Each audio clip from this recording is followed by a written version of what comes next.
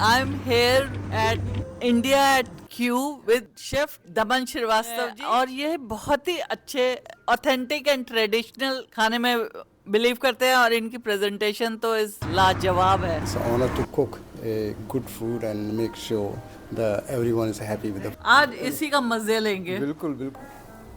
I watch your videos. जो आप आज So much. जो what you cook. The good thing in when I watch is very homely cooked and very simple recipes you have. That's the beauty that your target audience are those who already knows about the food.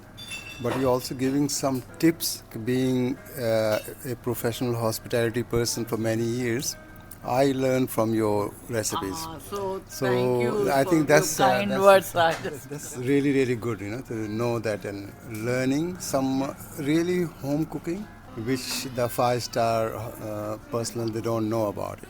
I think that's really really important.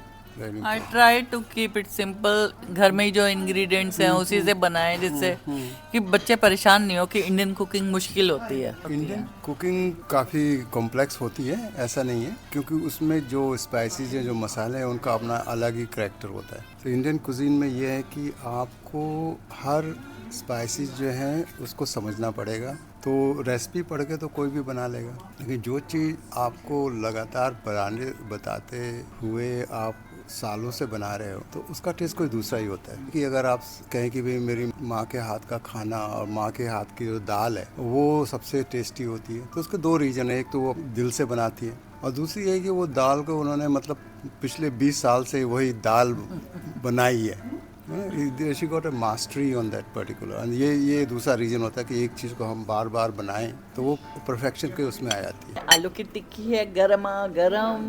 Like what I feel about food wasting food and food security, I think it's very important that we respect the food, keeping in mind that there are people, there are children there, they are not as lucky as we are. So we have a responsibility. We cook food and we serve food. We consume what we need. How important is it for you the traditional food? Like ये सब तो आपका traditional food है. देखो, traditional food is very important in a sense. ये जो खाना जो है वो 1 या 2 दिन में किसी जस्ट एक शेफ़ ने रेसिपी बना के नहीं गया. ये सालों तक over the time, over the decade, 50-100 years की रेसिपीज़ होती हैं. टाइम इसको बनाया गया है. और आप देख सकते हो कि अगर आपने मलाई कोफ्ता खाया है, ये ट्रेडिशन है इसमें.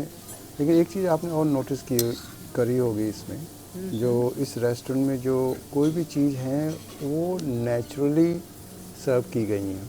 चाहे वो क्ले पॉट हो, आग हो, ये सब चीज़ें, खाना कोई भी, उसमें इंसान के 5 सेंस यूज़ होने चाहिए. उसमें आप देख रहे हो तो रंग है, खुशबू है, साउंड उसकी आ रही है. जब तक आप 5 सेंस इन्वॉल्व नहीं करते हो अपने खाने में, देन यू आर मिसिंग.